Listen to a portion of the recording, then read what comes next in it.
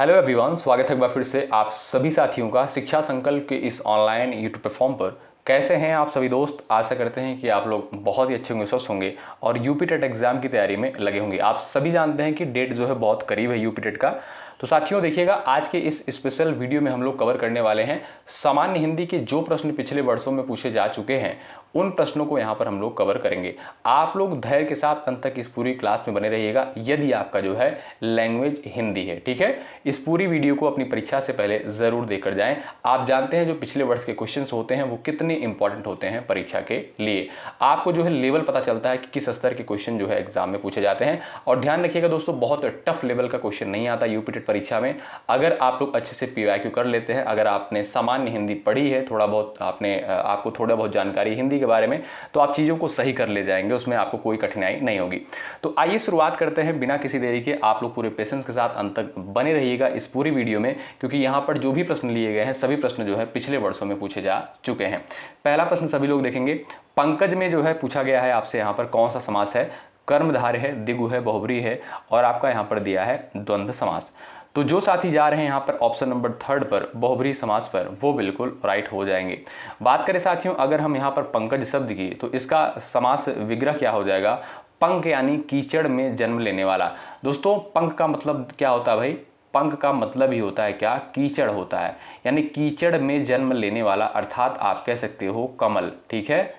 तो यहाँ पर आप कहेंगे बहुब्रीहि समास है। बहुब्रीहि समास की परिभाषा क्या होती है? इसमें साथियों जो है, इसमें दोनों पद जो है अप्रधान होते हैं, किसी तीसरे पद की प्रधानता बताई जाती है। अगर मैं आपसे पूछूं कि नीलकंठ में कौन सा समास है, तो आप कहेंगे नीला है कंठ जिसका, अर्थात भगवान शिव, ठीक है। इसमें भी आप देखेंगे तीसरे पद की प्रधानता बताई जा रही है, तो इसमें भी आपका बहुब्रीहि समास हो जाएगा। उसी तरीके से साथियों पंकज में भी आपका कौन सा समास है?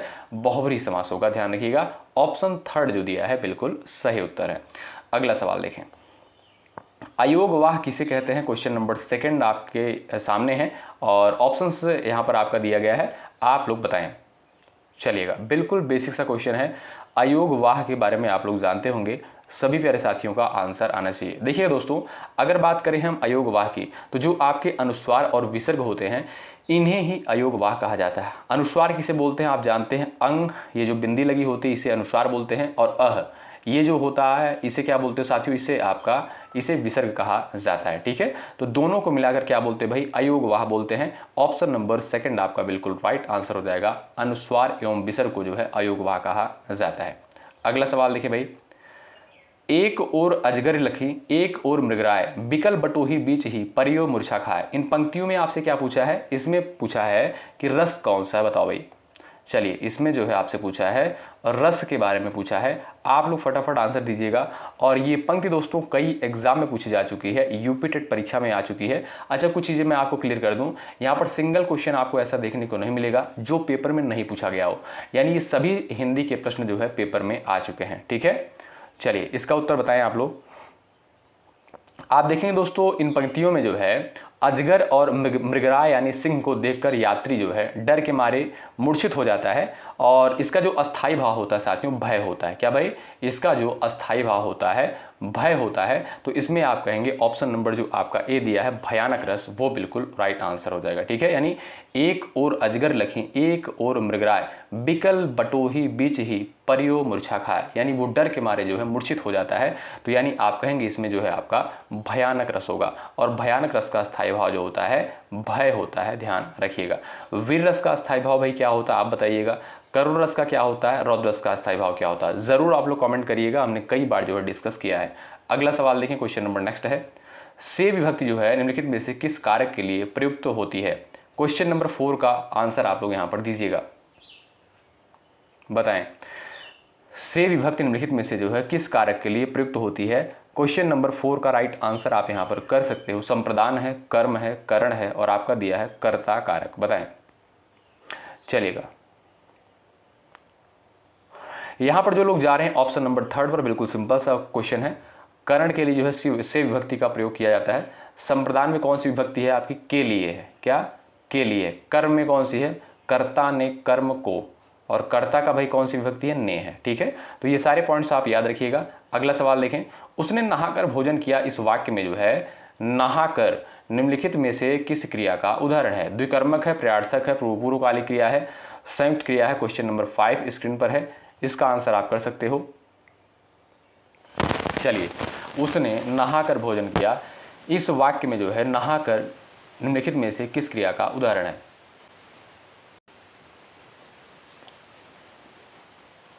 जो लोग यहाँ पर भाई जा रहे हैं ऑप्शन नंबर 3 पर पूर्वकालिक क्रिया पर, वो बिल्कुल राइट हो जाएंगे। पूर्वकालिक क्रिया की परिभाषा क्या होती है आप जानते होंगे। जब कर्ता जो है एक क्रिया को समाप्त करके तुरंत जो है दूसरी क्रिया प्रारंभ करता है, तो वहाँ पर साथियों क्या होता है, वहाँ पर जो है आपकी पूर्वकालिक क्रिया होती है। ठीक है, जैसे उसने नहाया फिर उसके बाद जो है भोजन किया, तो ऑप्शन नंबर जो है आपका 3 दिया है, ये बिल्कुल क्या है, राइट आंसर हो जाएगा। ठीक है, सवाल नंबर अगला देखो, सूफी संतों की शैली क्या है? गजल है, मसनवी है, तर्जुमा है, मरसिया है। क्वेश्चन नंबर 6 का उत्तर आप लोग यहाँ पर दीजिएगा, प्रयास करें आंसर देने के लिए। सूफी संतों की शैली क्या है? आप सभी दोस्त यहाँ पर आंसर देने का प्रयास करिएगा। जो लोग जा रहे हैं यहाँ पर मसनवी शैली पर, कहाँ पर? मसनवी शैली पर जा रहे हैं, ऑप्शन नंबर 2 पर जा रहे हैं, वो बिल्कुल यहाँ पर राइट हो जाएंगे, ध्यान रखें। अगला सवाल, गुड़िया के भीतर गुड़िया के रचनाकार कौन है? क्वेश्चन नंबर 7 आपके स्क्रीन पर है, इसका आंसर आप लोग बताइए। चलिए, गुड़िया के भीतर गुड़िया, इसके रचनाकार कौन है? यहाँ पर आप लोग आंसर कर सकते हो। इस प्रश्न का सही आंसर क्या हो जाएगा बताओ।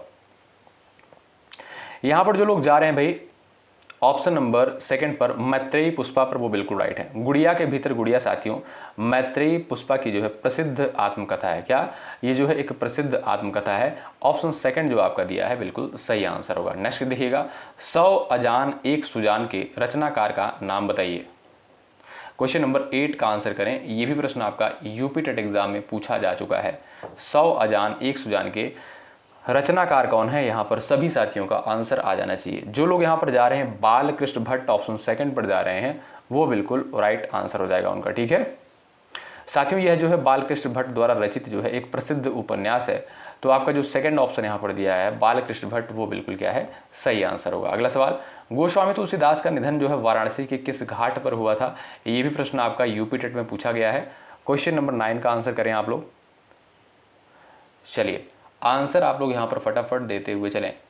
गोस्वामी तुलसीदास का निधन जो है वाराणसी के किस घाट पर हुआ है? तो जो लोग बता रहे हैं 80 घाट पर, ऑप्शन नंबर 2 पर जा रहे हैं, वो क्या भाई, वो बिल्कुल यहाँ पर राइट हो जाएंगे। अगला सवाल देखें भाई, भक्तमाल के रचनाकार कौन है बताइएगा। विष्णुदास हैं, केशवदास हैं, सुंदरदास हैं, नाभादास हैं। क्वेश्चन नंबर 10 आपकी स्क्रीन पर है, इसका आंसर आप बता सकते हैं।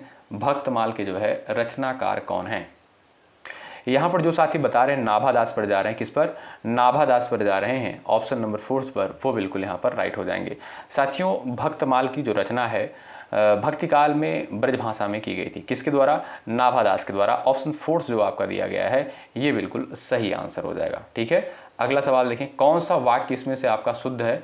इसमें आपको बता देना है, इसमें जो है आपको बताना है कौन सा वाक्य यहाँ पर आपका शुद्ध हो जाएगा, बताइएगा। चलिएगा, यहाँ पर दोस्तों आप देखेंगे ध्यान से, अगर आप पढ़ेंगे इन चारों ऑप्शंस को, अगर आप सही तरीके से पढ़ेंगे, जो आपका पहला ऑप्शन दिया है गलियों को चौड़ा करना आवश्यक है, ये दोस्तों आपका जो है बिल्कुल सही आंसर हो जाएगा। ठीक है, अगला सवाल देखो, विद्यार्थी में कौन सी संधि है? इस प्रश्न का उत्तर बताएं। इतना सिंपल सा क्वेश्चन है, पेपर में आ चुका है, आप सभी दोस्त यहाँ पर आंसर देने का प्रयास बताएं। चलिए, प्रयास करिएगा फटाफट। विद्यार्थी में जो है इसमें कौन सी संधि है? अगर आप जो है इसका भाई संधि विच्छेद करोगे, क्या हो जाएगा भाई? विद्या धन अर्थी हो जाएगा। क्या? विद्या धन अर्थी हो जाएगा। और इसमें भाई जो लोग बता रहे हैं दीर्घ संधि, ऑप्शन नंबर 4 पर जा रहे हैं, वो बिल्कुल यहाँ पर राइट हो जाएंगे। विद्या से साथियों आप बड़ा आ ले लेंगे और अर्थी से आप यहाँ से छोटा आ ले लेंगे, दोनों मिलकर क्या हो जाएगा? दीर्घ आ बन जाएगा। तो आप बताएंगे इसमें जो है दीर्घ संधि है। ऑप्शन 4 आपका यहाँ पर बिल्कुल क्या है? सही और सटीक आंसर होगा। अगला सवाल ये रहा, कानन का पर्यायवाची यहाँ पर आपसे पूछा है, फटाफट आंसर कर दो भैया आप लोग।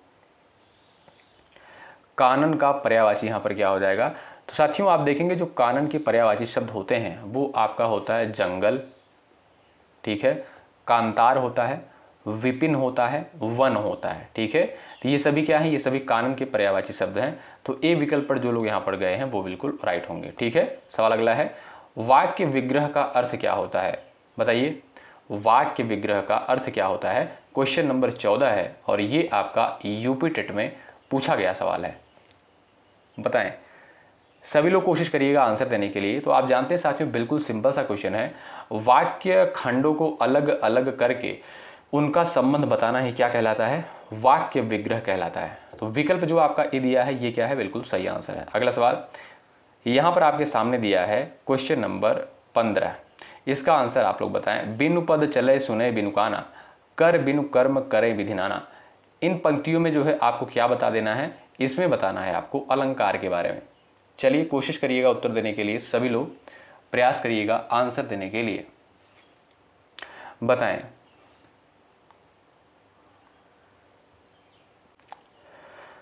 साथियों देखिएगा, जहां जो है बिना कारण के ही कार्य का होना पाया जाए वहां जो है आपका विभावना अलंकार होता है। ऑप्शन 4 आपका राइट आंसर हो जाएगा। ठीक है, जैसे साथियों अगर आप यहां पर देखेंगे इन पंक्तियों में, यहां पर जो है आप देखेंगे यहां पैरों के बिना चलना और कानों के बिना सुनना हो रहा है। ठीक है, तो आप कहोगे यहां पर आपका विभावना अलंकार हो जाएगा। हमने अभी आपको बताया जहां बिना कारण के ही कार्य का होना पाया जाए वहां पर आपका विभावना अलंकार होता है। तो विकल्प जो 4 दिया बिल्कुल राइट है। नेक्स्ट क्वेश्चन देखिएगा, निम्नलिखित में से कौन सी वाचन शिक्षण की विधि नहीं है? बताएं। वाचन शिक्षण की विधि जो है इसमें से आपकी कौन सी नहीं है? इस प्रश्न का उत्तर बता सकते हो आप लोग। सभी दोस्त आंसर करो भाई। तो जो दोस्त यहाँ पर जा रहे हैं व्याख्या विधि पर, ऑप्शन नंबर ए पर जा रहे हैं, वो बिल्कुल राइट हो जाएंगे। दोस्तों व्याख्या विधि जो है मुख्य रूप से आप देखेंगे उच्च कक्षाओं में गद्य पद्य या विचारों को समझाने के लिए अपनाई जाने वाली शिक्षण विधि होती है। ठीक है, यानी टीचिंग स्किल होती है। तो आपका जो ए विकल्प यहाँ पर दिया गया है ये क्या है? बिल्कुल आपका सही आंसर हो जाएगा। सवाल नेक्स्ट है, अभिवृत्ति संप्रत्यय क्या है? बताएं। क्वेश्चन नंबर 17 है, अभिवृत्ति संप्रत्यय जो है क्या होता है? यहां पर आप लोग इसका आंसर करेंगे इस प्रश्न का। चलिएगा, यहां पर आपका राइट आंसर क्या हो जाएगा? साथियों अभिवृत्ति का मतलब आप यहां पर लिखा होगा, आप समझ नहीं पा रहे होंगे। इसका मतलब ये मतलब इंग्लिश में क्या बोलते हैं? इसे एटीट्यूड बोलते हैं। क्या? एटीट्यूड कहा जाता है। तो अभिवृत्ति संप्रत्यय जो है क्या होता है? ये साथियों आपका एक भावनात्मक, आप कह सकते हो भावात्मक संप्रत्यय है। क्या? भावात्मक संप्रत्यय है। ऑप्शन नंबर जो आपका यहाँ पर 3rd दिया है ये बिल्कुल राइट आंसर हो जाएगा। ठीक है भाई, ऑप्शन नंबर जो आपका 3rd दिया है बिल्कुल राइट है। अभिवृत्ति का साथियों सीधा संबंध किसी वस्तु, व्यक्ति या विचार के प्रति व्यक्ति के झुकाव, पसंद या नापसंद से होता है, जो कि हृदय या भावों से जुड़ा हुआ होता है। ठीक है, तो आप कह सकते हैं भावात्मक संप्रत्यय। ऑप्शन नंबर जो 3rd दिया है इस प्रश्न का बिल्कुल सही आंसर है। ठीक है, अगला सवाल देखें। हिंदी साहित्य के इतिहास के संबंध में जो है modern vernacular literature of Hindustan किसने लिखा है? ये आपके सामने क्वेश्चन नंबर 18 दिया है। इसका आंसर आप बता सकते हो। हिंदी साहित्य के जो है इतिहास के संबंध में modern vernacular literature of Hindustan जो है किसके द्वारा लिखा गया है? तो आप देखेंगे साथियों यहाँ पर जो आपका राइट आंसर है जॉर्ज अब्राहम ग्रियर्सन के द्वारा लिखा गया है। ऑप्शन 4 जो है बिल्कुल राइट आंसर हो जाएगा। ठीक है, सवाल नेक्स्ट है, विरहनी बावरी सी भई ऊंची चढ़ी अपने भवन में टेरत हाय दई, ले अचरा मुख असुवन पोछत उघरे गात सही। यहाँ पर क्या पूछा है आपसे? यहाँ पर ये पूछा है दोस्तों, ये जो पंक्ति दी गई है ये पंक्ति किसकी है? और ये साथियों आपका जो है यूपी टेट परीक्षा में पूछा गया है। क्या भाई? ये पंक्ति आपका यूपी टेट परीक्षा में आ चुका है, इसको आप हल्के मत लीजिएगा। ठीक है, तो ये पंक्तियां दोस्तों किसकी हैं? ये पंक्तियां जो है मीराबाई की हैं। किनकी? ये पंक्तियां जो है मीराबाई की हैं, ध्यान रखिएगा। विकल्प जो आपका 2nd दिया है बिल्कुल राइट आंसर है। ये प्रश्न देखिए पेपर में आ चुका है, हिंदी का पहला पत्र जो है कौन है? बताएं। ये क्वेश्चन नंबर 20 है। इसका आंसर आप कर सकते हैं, हिंदी का जो है पहला पत्र कौन सा है? उद्दंत मार्तंड। थोड़ा स्पीड के साथ हम लोग चलेंगे जिससे थोड़ा स्पीड में जो है ये सारे क्वेश्चंस समाप्त हो जाएं, नहीं तो समय ज़्यादा लग सकता है। हिंदी का जो पहला पत्र साथियों वो है आपका उद्दंत मार्तंड। ऑप्शन नंबर 4 जो आपका दिया है बिल्कुल राइट आंसर हो जाएगा। ठीक है साथियों, इसका प्रकाशन जो हुआ था आप जानते होंगे 30 मई 1826 को। अगर नहीं जानते तो जान लीजिए, 30 मई 1826 को जो है कलकत्ता से एक साप्ताहिक पत्र के रूप में हुआ था। ठीक है, और इसके संपादक कौन थे भाई? पंडित जुगल किशोर शुक्ल। कौन? पंडित जुगल किशोर शुक्ल। ध्यान रखिएगा। सुई का तत्सम रूप क्या है? क्वेश्चन नंबर 21 आपकी स्क्रीन पर दिया गया है, इसका आंसर आप बता सकते हो। सुई का तत्सम रूप क्या है? यहां पर आप लोग 21 का राइट आंसर आप बता सकते हो। सलाई है, सूची है, सूची है, सुज्जा है। क्वेश्चन नंबर 21 का राइट आंसर आप बताइएगा। चलिए, तो आप देखेंगे दोस्तों जो लोग यहां पर जा रहे हैं सूची पर, कहां पर भाई? ऑप्शन नंबर 2nd पर जा रहे हैं, वो बिल्कुल राइट हो जाए। ठीक है भाई, तो आपका 2nd ऑप्शन जो है बिल्कुल करेक्ट आंसर होगा। अगला सवाल देखो भाई, परिसीमन का विलोम क्या हो जाएगा? बताओ। 22 नंबर क्वेश्चन का उत्तर बताएं। परिसीमन का विलोम यहाँ पर आपसे पूछ लिया है, फटाफट आंसर कर दो। ये भी प्रश्न आपका पेपर में आ चुका है साथियों। जो परिसीमन का यहाँ पर विलोम हो जाएगा वो क्या हो जाएगा, एक बार कोशिश करो आप लोग। यहाँ पर साथियों आप देखेंगे जो परिसीमन का विलोम शब्द होता है वो होता है आपका क्या, निर्सीमन होता है, ध्यान रखिएगा। विकल्प जो आपका सेकंड दिया है बिल्कुल राइट आंसर है। अगला सवाल देखें, धूसर शब्द का यहाँ पर क्या पूछा है, पर्यायवाची शब्द आपसे पूछा है, बताएं धूसर का जो है पर्याय बता दीजिएगा आप लोग, फटाफट प्रयास करिएगा आंसर देने के लिए।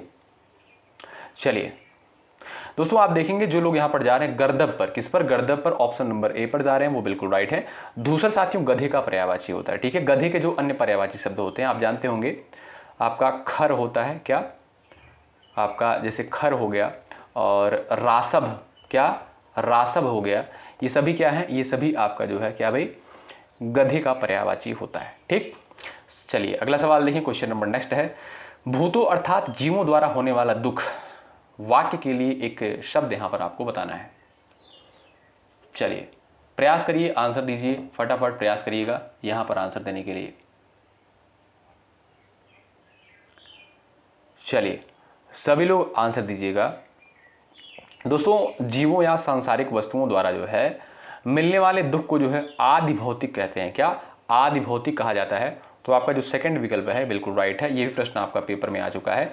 ऊंट की चोरी निहुरे निहुरे, ये भी प्रश्न आपका यूपी टेट परीक्षा में आ चुका है, ठीक है। हमने इसलिए स्टार्टिंग में ही क्लियर कर दिया है कि एक भी प्रश्न बाहर का नहीं लिया गया, सारे प्रश्न पेपर में आ चुके हैं। तो बताएं यहां पर आपको क्या बताना, इसका अर्थ बता देना है। तो आप देखेंगे बड़े काम जो है छिपकर नहीं किए जा सकते, क्या बड़े काम छिपकर नहीं किए जा सकते। ये आपका जो सेकंड विकल्प दिया है बिल्कुल सही आंसर हो जाएगा। सवाल नेक्स्ट है, वह बहुत अच्छा लड़का है, वाक्य में जो है वह कौन सा सर्वनाम हो जाएगा, 26 का उत्तर बताएं। वह जो है बहुत अच्छा लड़का है, यहां पर आपको बता देना है, फटाफट आप लोग प्रयास करिएगा आंसर देने के लिए। चलिए तो जो साथी यहां पर जा रहे हैं निश्चयवाचक ऑप्शन नंबर 4 पर जा रहे हैं वो बिल्कुल यहां पर राइट हो जाएंगे, ठीक है। ये आपका साथियों निश्चयवाचक सर्वनाम के अंतर्गत आ जाएगा, ऑप्शन 4 बिल्कुल राइट है, ठीक है। अगर आपसे दोस्तों पूछे सर्वनाम के कुल कितने भेद हैं तो 6 भेद हैं, ठीक है। और अगर आपसे पूछे कि मूल सर्वनामों की संख्या कितनी है तब आप बताइएगा 11 है, ठीक है। भेद पूछेगा 4 बताइएगा, संख्या पूछेगा मूल रूप से तब आप बताइएगा 11, ठीक है। इसमें आप देखेंगे कौन सा सर्वनाम है, वह में ये आपका साथियों निश्चयवाचक के अंतर्गत आएगा। विकल्प 4 जो दिया है बिल्कुल राइट है। नेक्स्ट देखिएगा, मनोहर जीवन भर पूरा सुख भोगता रहा, इसमें कौन सा विशेषण है बताएं। इस प्रश्न का उत्तर आप कर सकते हो, राइट आंसर क्या हो जाएगा बताओ भाई। संख्यावाचक सार्वनामिक गुणवाचक है, परिमाणवाचक है, तो आप देखेंगे जो सही आंसर हो जाएगा वो हो जाएगा क्या भाई, परिमाणवाचक विशेषण हो जाएगा, ऑप्शन 4 बिल्कुल राइट। नेक्स्ट देखिएगा, दांत और जीभ के स्पर्श से बोले जाने वाले वर्ड को जो है क्या कहा जाता है बताएं।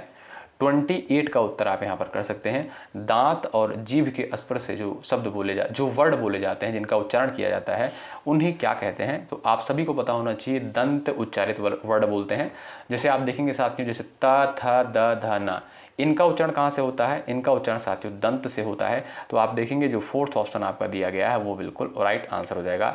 यानी जिन वर्णों के उच्चारण में जिह्वा ऊपरी दांतों को स्पर्श करती है उसे जो है दंत वर्ड कहा जाता है, ठीक।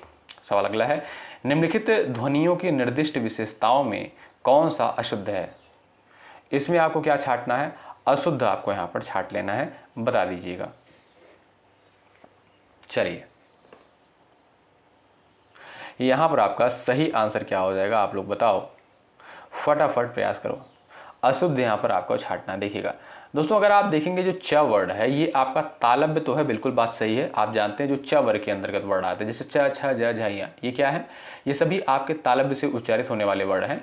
लेकिन साथियों बात करें अगर हम महाप्राण की, तो महाप्राण यहाँ पर देखेंगे, यानी अल्पप्राण और महाप्राण होते हैं, आप सभी को पता है। जब किसी वर्ड का उच्चारण करते समय मुख के द्वारा वायु ज़्यादा निकलती है तब उसे हम महाप्राण बोलते हैं, और जब वायु जो है कम निकलती है उच्चारण करते समय किसी वर्ड की तब उसे हम अल्पप्राण बोलते हैं। जैसे अगर आप च बोलोगे तो च जब आप बोलते हैं तो कम वायु निकलती है, तो ये क्या है, ये आपका अल्पप्राण है।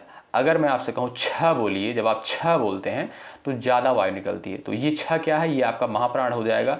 च क्या है, ये आपका अल्पप्राण है। लेकिन ऑप्शन में क्या दिया है, महाप्राण दिया है, इसलिए आपका यहाँ पर क्या पूछा है, अशुद्ध कौन सा है, तो पहला ऑप्शन आपका बिल्कुल राइट आंसर हो जाएगा।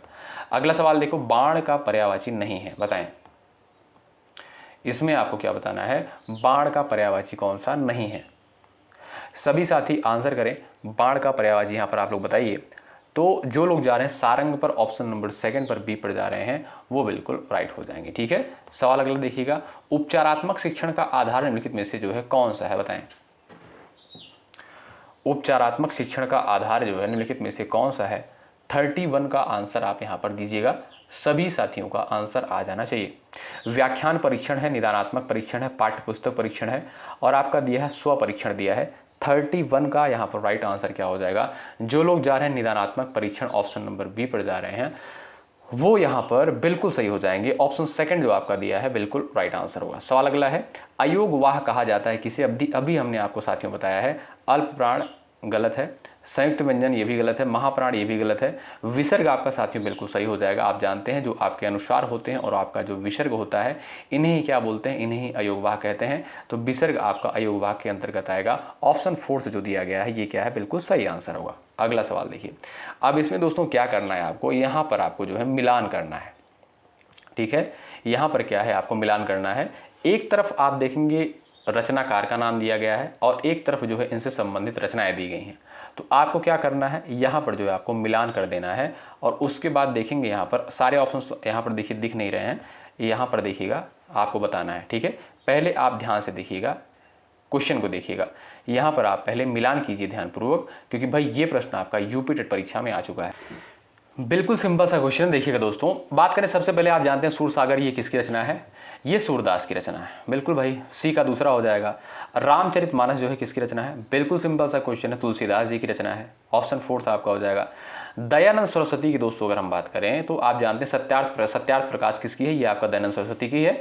ठीक है, और उसके बाद भक्तमाल की बात करें, यह नाभादास की है। ठीक, तो जब आप मिलान सही तरीके से करेंगे तो यहाँ पर जो आपका दिया है ऑप्शन नंबर यहाँ पर स में, तीसरा, चौथा, दूसरा, पहला, ये आपका बिल्कुल सही आंसर हो जाएगा। देख लीजिएगा आप लोग एक बार। अगला सवाल देखिएगा, निम्नलिखित में से कौन जो है भाववाच्य का उदाहरण है? देखिएगा, उससे बैठा नहीं जाता, राम से खाया नहीं जाता, राम पत्र लिखता है, सीता पुस्तक पढ़ती है। ठीक है, तो जहां पर जिस वाक्य में जो है निषेधात्मक का बोध होता है, वहां पर दोस्तों आप जानते हैं भाववाच्य होता है। जैसे उससे लिखा नहीं जाता, उससे पढ़ा नहीं जाता, उससे खाया नहीं जाता, उससे सोया नहीं जाता, उससे बैठा नहीं जाता, इस तरीके से जहां कहीं भी आपको वाक्य देखने को मिले, आप उसमें तुरंत लगाइएगा क्या? भाववाच्य लगाइएगा। तो उससे बैठा नहीं जाता, ये भी आपका भाववाच्य है। राम से खाया नहीं जाता, ये भी आपका भाववाच्य है। यानी जो दो ऑप्शंस आपके दिए गए हैं, पहला और दूसरा, ये आपका क्या है? भाववाच्य के अंतर्गत आएगा। इसलिए जो आपका यहाँ पर द ऑप्शन दिया है, पहला और दूसरा, ये बिल्कुल राइट आंसर है। ध्यान रखें, ये प्रश्न आपका यूपी टेट में पूछा गया है। अगला सवाल देखें, इसमें क्या बताना है? निम्नलिखित में से कौन सा सही है? यहाँ पर दोस्तों आपको क्या बताना है? कौन सा इसमें से आपका सही है? तो आप देखेंगे दोस्तों, यहाँ पर अनुनासिक वर्ड के बारे में आपसे पूछा है। ठीक है, सबसे पहले आप जान लीजिए अनुनासिक वर्ड आपके होते कौन कौन से हैं। तो अंगा हो गया, इया हो गया, वड़ा हो गया, न हो गया और आपका म। ये क्या है आपका? ये आपका अनुनासिक वर्ड होता है। अब इसके बारे में यहाँ पर ऑप्शंस क्या दिया गया है? अनुस्वार पूर्ण अनुनासिक ध्वनि है। ठीक है, अनुस्वार जो है पूर्ण अनुनासिक ध्वनि है, ये बिल्कुल आपका बात सही है। ठीक है, अनुस्वार दोस्तों किसे बोलते हैं? ये आपका अनुस्वार हमने अभी आपको बताया, तो ये आपका अनुनासिक के अंतर्गत ही आएगा। ठीक है, उसके बाद सेकंड दिया है वर्ग का पंचमाक्षर जो है अनुनासिक होता है। तो अंगा, इया, ड़, न, म, ये सभी क्या होते हैं? वर्ग के पंचमाक्षर होते हैं। अगर आपने अस्पर्श व्यंजन पढ़ा होगा, ठीक है, जो 25 आपके अस्पर्श व्यंजन होते हैं, तो उसका जो पंचमाक्षर होता है वो आपका क्या होता है भाई? वो आपका अनुनासिक के अंतर्गत आएगा। ठीक है, तो वर्ग का जो पंचमाक्षर होता है अनुनासिक होता है। अनुनासिक के उच्चारण के दौरान जो है नाक से बहुत कम सांस निकलती है और मुख से साथियों क्या है? अधिक सांस निकलती है। ये भी आपका बात बिल्कुल परफेक्ट है। तो पहला, दूसरा और आपका तीसरा, ये तीनों ऑप्शंस बिल्कुल आपके राइट हो जाएंगे। तो जो लोग यहाँ पर जा रहे हैं ऑप्शन नंबर यहाँ पर 4th पर, वो बिल्कुल राइट है। पहला, दूसरा, तीसरा। ठीक, अगला सवाल, निम्नलिखित में से कौन सा शब्द जो है एक वचन तथा बहुवचन दोनों में प्रयोग हो सकता है? बताइए, फटाफट आंसर देने का प्रयास करें। तो बिल्कुल सिंपल सा क्वेश्चन है। आप देखेंगे जो मुनि शब्द दिया है ये आपका बिल्कुल राइट आंसर हो जाएगा। ठीक है, अगला सवाल देखिएगा, तत्सम और तद्भव जो है यहाँ पर इसका कौन सा युग्म सही है? बताएं। क्वेश्चन नंबर 37 का आंसर यहाँ पर दीजिएगा। सवाल नंबर 37 का आंसर आप बताएं। तत्सम और तद्भव का जो है कौन सा युग्म यहाँ पर आपका सही है? 37 का आंसर आप बताएं। साथियों यहाँ पर आप देखेंगे जो कुक्षी क्या है, ये क्या है? ये आपका शुद्ध एक तत्सम शब्द है। ठीक है, और इसका जो तद्भव होता है वो होता है आपका कोक। ऑप्शन जो यहाँ पर जो लग जा रहे हैं यहाँ पर ऑप्शन नंबर 3 पर, वो क्या है, वो बिल्कुल यहाँ पर करेक्ट हो जाएंगे। ठीक है, अगला सवाल देखें। क्वेश्चन नंबर अगला है, निम्नलिखित शब्दों में जो है यहाँ पर पूछा है किसमें उपसर्ग का निर्देश अशुद्ध है। यहाँ जो साथियों आप देखें जो पहला ऑप्शन दिया है निमज्जित दिया गया है, ये आपका क्या है, अशुद्ध हो जाएगा। ठीक है, क्यों, क्योंकि आप देखेंगे जो आपका यहाँ पर सही आंसर हो जाएगा वो क्या होना चाहिए, निमज्जित होना चाहिए। क्या भाई, निम धन अज्जित होना चाहिए। यानी ध्यान से देखिएगा, नि धन मज्जित, ये अगर आपका ऑप्शन में होता तब आपका सही हो जाता, बाकी आपका इनकरेक्ट है। तो ये आपका पहला ऑप्शन सही है क्योंकि अशुद्ध पूछा है, तो ए ऑप्शन क्या है दोस्तों, बिल्कुल राइट आंसर होगा। ठीक है, अगला सवाल, किस शब्द में जो है तत्पुरुष समास है, यहाँ पर आपको बता देना है। चलिए यहाँ पर बताइए, तत्पुरुष समास आपसे यहाँ पर पूछा है। यहाँ पर साथियों आप देखेंगे जो मधुमक्खी आपका दिया है ये क्या है, ये आपका तत्पुरुष समास के अंतर्गत आएगा। ठीक है, जो मधुमक्खी का साथियों विग्रह होता है वो होता है, आप जानते होंगे, मधु को यानी शहद को इकट्ठा करने वाली मक्खी, या आप कह सकते हैं मधु की मक्खी। तो इसमें क्या होगा, सम्मन तत्पुरुष हो जाएगा। ऑप्शन 4 जो दिया गया है ये क्या है, बिल्कुल आपका सही आंसर हो जाएगा। और ये रहा आपका अगला सवाल, चिरंतन शब्द का विलोम यहाँ पर आपको बता देना है। क्या, चिरंतन का यहाँ पर आपको क्या बताना है, विलोम बता देना है। चलिए एक बार कोशिश करिए, आंसर दीजिएगा, आप लोग प्रयास करिएगा आंसर देने के लिए। भाई बताएं, यहाँ पर आपका सही आंसर क्या है, इस प्रश्न का उत्तर दीजिएगा। चिरंतन का जो है शब्द का विलोम यहाँ पर आपको बता देना है। तो जो लोग जा रहे हैं यहाँ पर किस पर, नश्वर पर, तो नश्वर पर जो लोग यहाँ पर गए हैं ऑप्शन नंबर 4 पर, वो बिल्कुल राइट हो जाएंगे। ठीक है, तो जो बाकी बचे हुए क्वेश्चन हैं दोस्तों वो हम जो है सेकंड पार्ट में देखने वाले हैं। बाकी ये सारे क्वेश्चन आप लोग अपनी परीक्षा से पहले ज़रूर देकर जाएं, जो प्रश्न जो है पिछले वर्षों में पूछे जा चुके हैं। एसएसटी का जो है प्रोवाइड कर दिया गया, आप लोग एसएसटी की वीडियोज़ जाकर देख लीजिएगा, चैनल पर अपलोड है। यूपी टेट नाम का एक जो है प्लेलिस्ट आपको देखने को मिलेगा, उस प्लेलिस्ट में जाकर आप लोग चेक कर सकते हैं। ठीक है, चलिए सेशन आपको बेहतर लगा हो तो एक बार लाइक ज़रूर कर दीजिएगा। यदि आप चैनल पर नए सब्सक्राइब कर सकते हैं, हेल्प आपको यहाँ पर श्योर 100% मिलने वाली है। ठीक, मिलते हैं आपसे अगली क्लास में। शुक्रिया, जय हिंद, जय भारत।